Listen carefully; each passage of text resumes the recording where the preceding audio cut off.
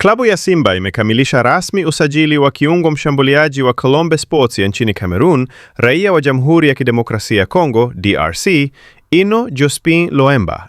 Kupitia usajili huo, Simba imefanikiwa kunasa saini ya mchezaji mwenye kipaji kikubwa anayekipiga katika nafasi ya kiungo mshambuliaji pure namba 10, nafasi inayohitaji ubunifu, maamuzi ya haraka na uwezo wa kutengeneza nafasi pamoja na mabao.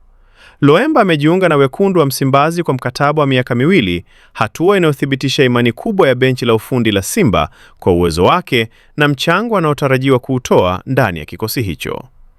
Ino Jospin Loemba amejizolea sifa kubwa akiwa na Colombe Sports ya Cameroon kutokana na uwezo wake wa kumiliki mpira, pasi za mwisho zenye macho, pamoja na uwezo wa kupenya na kufunga mabao akiwa nje ya boksi.